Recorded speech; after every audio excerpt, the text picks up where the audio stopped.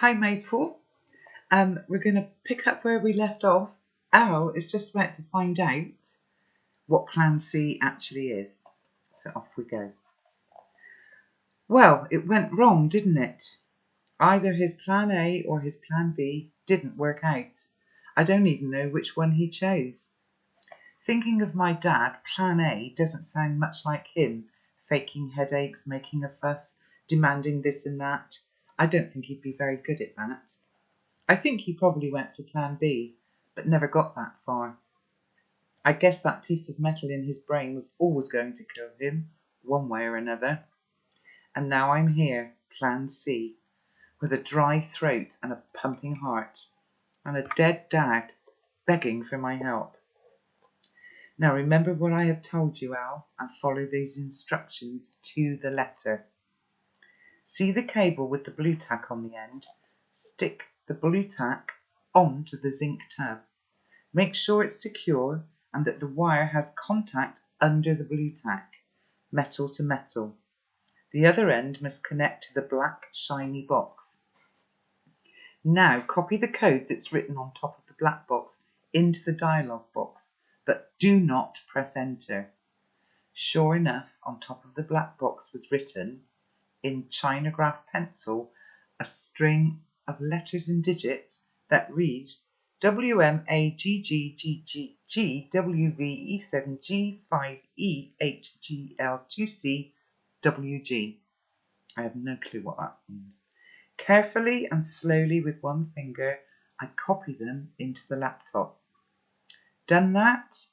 Now add the precise time and date you wish to travel to, plus your exact coordinates on Earth. 120030071984 will take you back to 2 days before my accident. Your coordinates here are 2346865776909086391112. Those digits depict the exact cubic meter of the Earth's surface that you now occupy. You do not need to go anywhere else. The program will translate that into the code necessary to generate the mathematical formula required. That in its turn will cause the gold and tungsten rods in the black box to create the subatomic plasmic vibration that will shift your space-time dimension. Now take off your shoes, tie the laces together and hang them round your neck. You need a good connection between your feet and the zinc tub. Sit on it like you were taking a bath. This is getting stranger, but for some reason I feel no fear as I bend down and undo my trainer laces, fasten them together and hang them, as the letter said, around my neck. 1. Grip one of the metal handles in each hand. Now press return and wait. Bon voyage, your loving dad. Well, what would you do? Well, that was such a short chapter, Maple. I'm going to read the next one too. Chapter 31. I doubt very much you do this without testing it first either. I lift everything, tub, computer, box, off the desk and onto the floor for extra stability. Then I pick up Alan Shearer carefully, encircling his midriff with my finger and thumb like the book says you should, and I lower him into the zinc tub where he scampers around a little bit confused. Poor thing. Soon, though, he just sits still, cleaning his whiskers. I tap super carefully on the laptop's keyboard. First all the letters written on the black box, then 10203000784, and then all the rest of the digits. That's 10:20 on July 30th, 1984, at precisely this spot. Then I press enter. A row of figures scrolls up super fast on the laptop screen, and something strange appears above the tin tub. The best way to describe it is it's like a huge, just visible bubble. I saw a clown once at a school science day make these enormous soapy bubbles with a loop of string, and it was a bit like that, but less definite. I reach out nervously to touch it, and it doesn't pop. It just sort of shimmers and wobbles slightly. I am so caught up in looking at this that for a few seconds they tick by before the stupidity of what I have done dawns on me. The time machine travels as well. In Dad's QuickTime film, the zinc bath disappeared along with the clock. I'll be sending a hamster in a metal tub through unknown dimensions of space-time with heaven only knows what consequences, and no way of following unless I can somehow build a replica time machine. And at this stage, I think that's very doubtful. These thoughts take about 2 seconds max, and by the time I stop thinking them, I have leapt through the bubble into the tub, unplugging the laptop from the main socket and gripping it so hard it might crack as I sit staring at the screen, while the numbers continue to scroll up and then just stop. And nothing happens.